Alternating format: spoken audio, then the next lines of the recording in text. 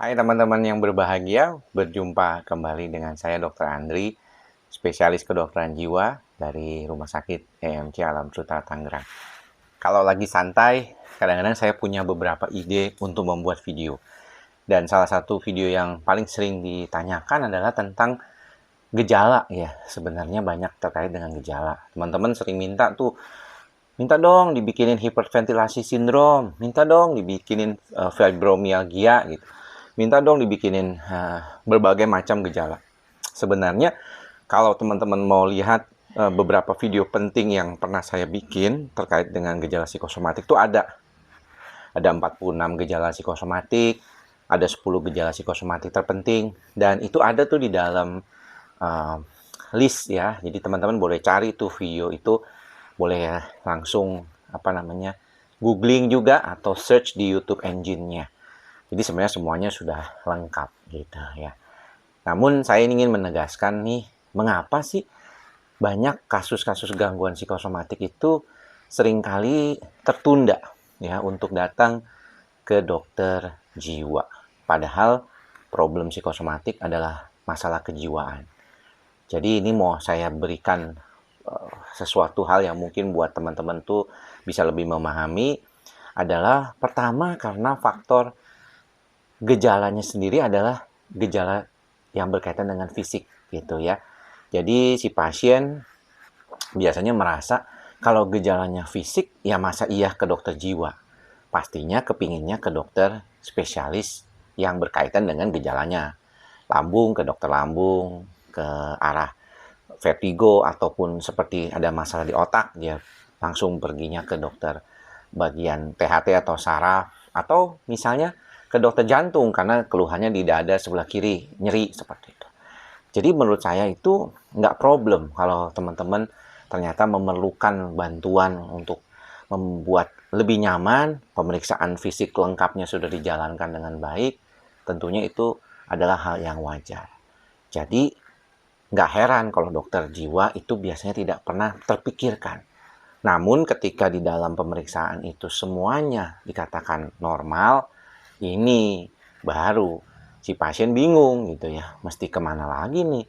Karena gejala-gejalanya sudah membaik, dianggapnya semua itu nggak ada hubungannya. Beberapa kasus seperti ini biasanya ditemukan di dalam praktek kita sehari-hari, dan seringkali dokter pun tidak mau menyarankan ke psikiater. Karena apa? Karena stigma, khawatir kalau pasiennya tersinggung. Apalagi banyak di orang-orang itu masih menganggap ke psikiater itu hanya buat orang gila. Teman-teman, yang perlu diperhatikan sebenarnya adalah bagaimana nih kita bisa memahami bahwa keluhan-keluhan ini itu sebenarnya bisa diobatin. Ya, bisa diobatin dan perlu pengobatan malah ya, segera tentunya. Agar konteks di otak kita ini tidak terus-terusan mengalami suatu proses perubahan yang signifikan akhirnya menjadi menahun. Karena pada dasarnya proses seperti ini bisa terjadi menahun ya. Nggak heran tuh banyak di antara kita yang melihat bahwa perspektif kita terhadap keadaan gangguan kecemasan itu semuanya menjadi lebih dominan. Kekhawatirannya adalah pada saat gejala fisik ini adalah gejala yang tidak diketahui gitu oleh si dokter pemeriksanya. Kan banyak tuh teman-teman mungkin ragu. Ini jangan-jangan dokternya ini belum tentu bisa kali membantu diri saya. Jangan-jangan dia ini salah diagnosis gitu ya. Kepikiran tuh ada, trustnya itu belum terbentuk gitu ya.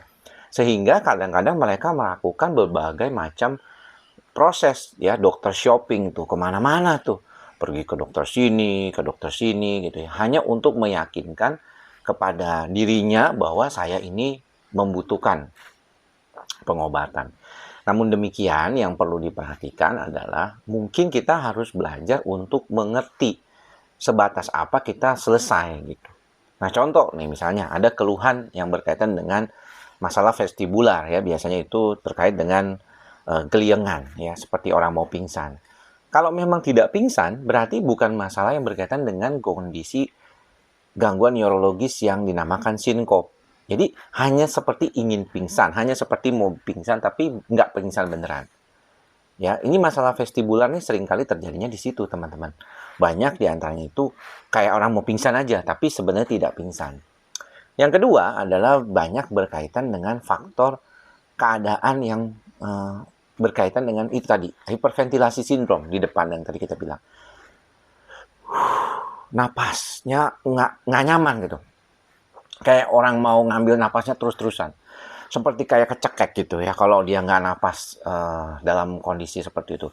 Dan hiperventilasi sindrom ini sebenarnya banyak ditemukan juga pada orang-orang yang memang mengalami masalah terkait dengan oksigen gitu ya. Oksigenasinya jadinya biasanya itu ya kali terus-terusan begitu kan, karena dia merasa seolah-olah terjadi masalah dengan kondisi seperti itu. Bisa terjadi pada orang kekurangan kalsium memang ya.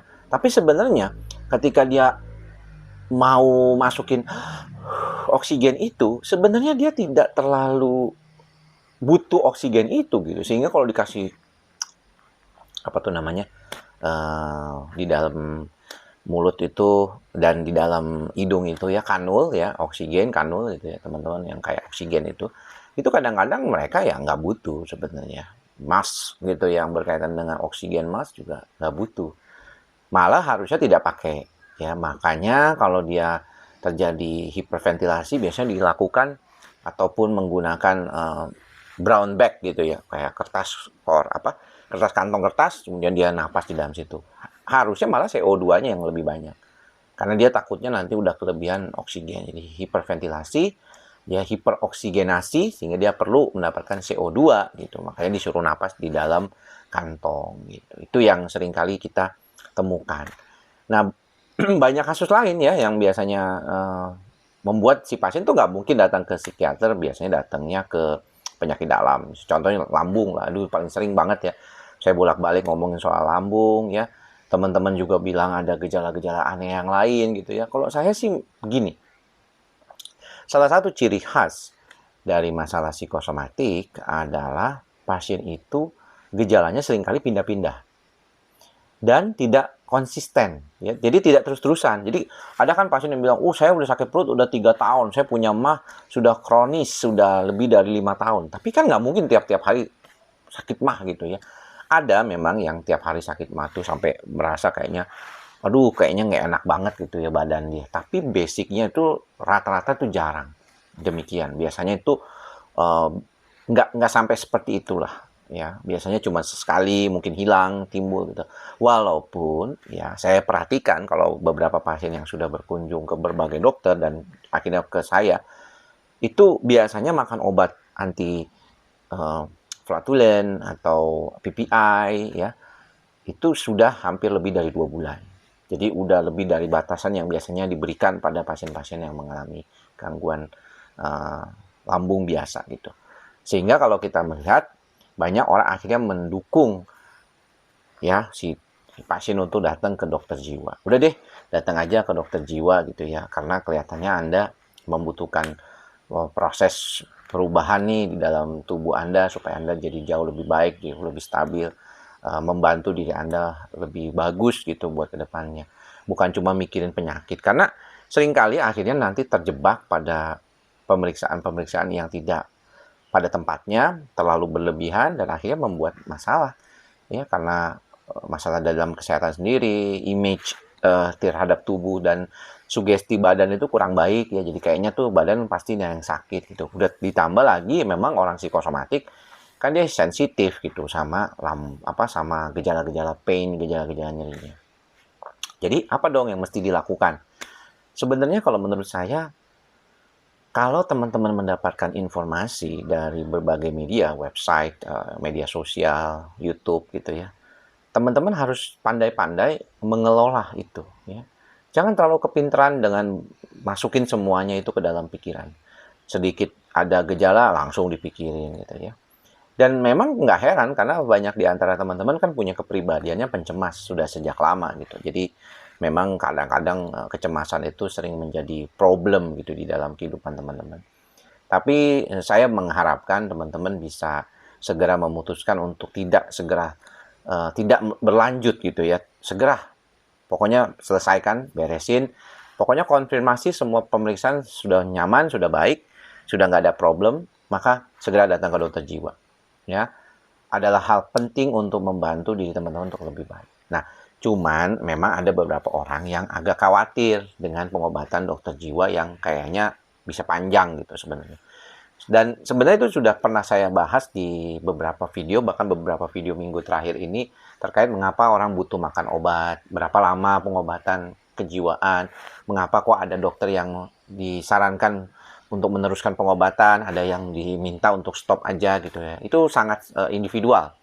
Jadi teman-teman kalau demikian, saya kira ada baiknya kita belajar untuk membantu diri kita menjadi jauh lebih baik lagi ke depannya dengan menerapkan prinsip ilmu itu sudah ada penjelasannya dan kompetensi dalam menangani kasus-kasus tertentu itu sudah ada kompetensi dokternya masing-masing. Jadi, kalau memang kelihatannya semuanya normal, jangan ragu ya untuk berobat ke dokter jiwa, mengobati gejala-gejala cemas terkait dengan gejala fisiknya teman-teman semua.